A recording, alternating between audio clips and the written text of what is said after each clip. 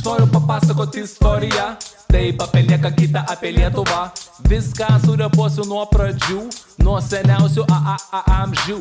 Lietuvai jau daugiau nei 1000 metų. Čia tau nemėgauti servelatų ant stalo per kalėdas. Brangus jaunoli, tą turėtų būti gėda. Jei tu nežinai vienos datos, pirmą kartą, kada buvo paminėtas vardas Lietuvos. Taip, 1009, šventas Brunonas į Lietuvą atmynė ir buvo pagonių nužudytas. Bam! O tada šiek tiek vėliau, 1253, jei konkrečiau, vyko labai didelis balius, nes Mindė tapo Lietuvos karalium. Mindė! Jo, visi sakom jo, Mindė! Tapo Lietuvos karalium, o vėliau Mindė buvo nužudytas, kaip Tupakas nužudytas, ir į valdžią atėjo kiti žmonės. Tuoj papasakosiu, ponai ir ponios. Pavyzdžiui, Gediminas tikrai nebuvo pėsčias vaikinas. Rašė laiškus, kvietė pirklius, batsiuvius ir gydytojus, kalvius ir amatininkus, visus, kad jie biznį darytų pas mus, jo. O kai valdovu tapo Vytautas, tai Žalgirio mūšį laimėjo irgi Vytautas. Iki jūros juodosios Vytautas, teritoriją Lietuvos išplėtė Vytautas.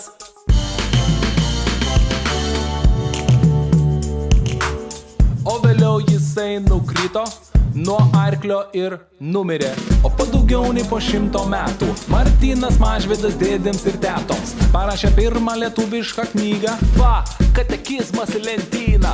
Dar išskirčiau tokį faktą, Liublino unijos aktą. Nauja valstybė buvo sudaryta, kokia Žečpospolita.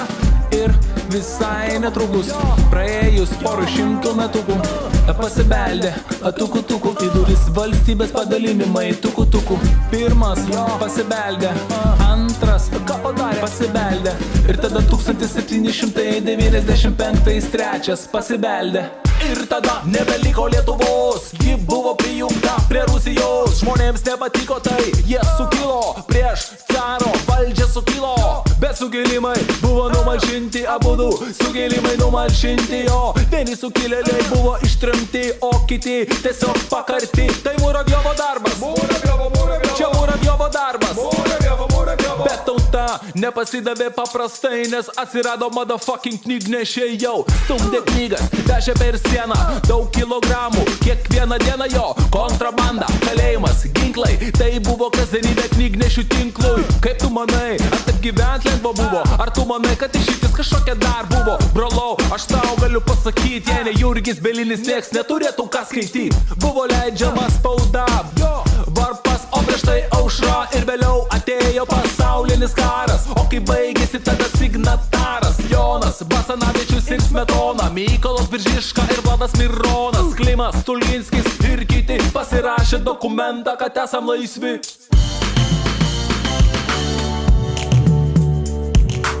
Bet laisvę pasidžiaugiam neilgai, nes kur buvę, kur nebuvę, atėjo sovietai. O po to fašistai, o po to vėl sovietai.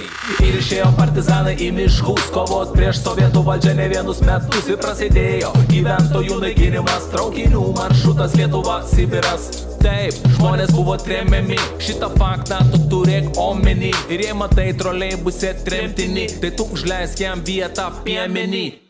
Šaunuolis, klausyk toliau, dar tau turiu ką pasakyti daugiau. Gyvenimas dabartinės Lietuvos buvo kitoks nei prie tarybų valdžios. Pavyzdžiui, bananai, deficitas buvo, arba gera dešra irgi deficitas buvo. Įsivaizduoji, wirelesso nebuvo, arba Google'o irgi nebuvo, nes paiešką vykdė KGB, o prieš KGB NKVD. Va tokie buvo popieriai, mėly Lietuvos hip-hoperiai. Visą tą laiką nenustojo degti viltis, kad Lietuva bus nepriklausoma šalis.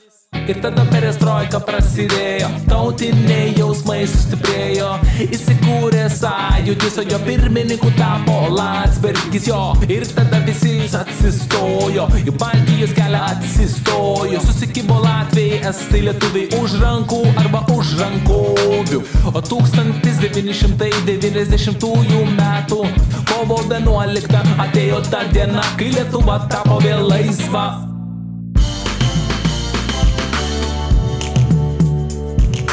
Ir Ir atėjo tada sausio 13 ir gynė žmonės Lietuvą. Ir jei manai, kad savi šaudė į savus, tu pakrapštyk savo smegenus, savo smegenus. Tu pakrapštyk dar kartą smegenus, smegenus, savo smegenus. Tu pakrapštyk dar kartą smegenus. Jo, ačiū, kad tu pakrapštei, ačiū, kad iki galo klausei. Aš matau, tu smegenų turi, todėl viską puikiai supranti, kad Lietuvai viskas prieš akį. Reik tik nustot muštinderį, o dirbt ir gimdyt vaikus, ne vieną, ne du, o 7. Arba truputį mažiau, aš nežinau, daryk kaip nori, nes aš jau baigiau.